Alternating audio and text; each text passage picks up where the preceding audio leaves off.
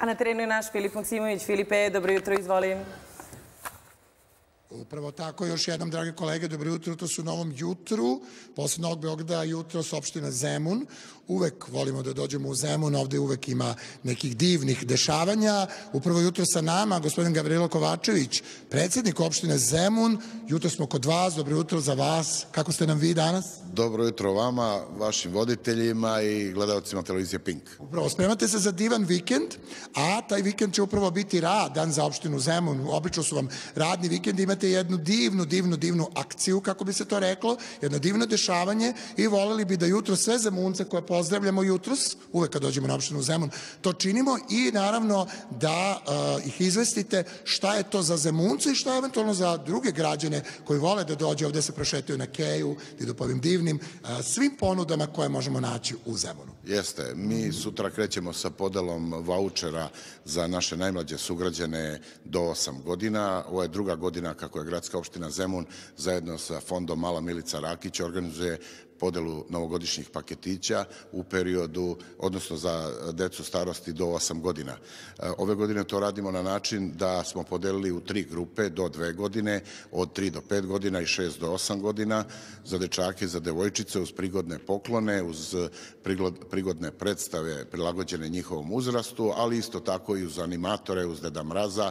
Očekujemo ih sve u Pinkiju između 27. i 29. decembra, a podela vaučera trajaće dakle od sutra 26. novembra do 10. decembra i tu će svaki roditelj dobiti i okvirno vreme kad mogu doći po paketić da bi njihova dečica preuzele te paketiće kao poklon gradske opštine Zemun i fonda Mala Milica Rakić. Upravo hoću da vas pitam šta je potrebno dokumentacije, neke može nešto da se podnese da su stanovnici na opštini Zemun, šta je nešto što i preposledamo ovde kod vas u opštini će vaši zaposleni im dati?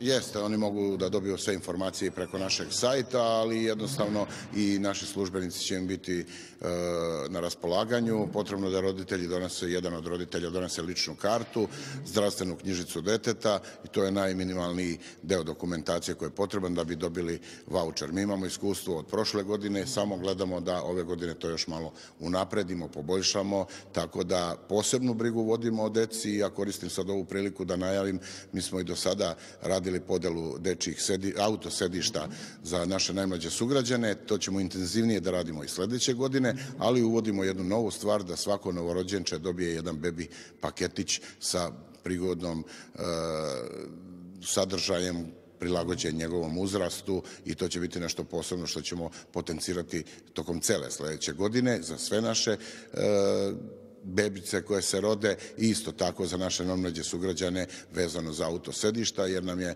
posebna draž da brinemo o deci i da pomognemo i njima i njihovim roditeljima u prvim danima odrastanja onoliko koliko možemo kao gradska opština.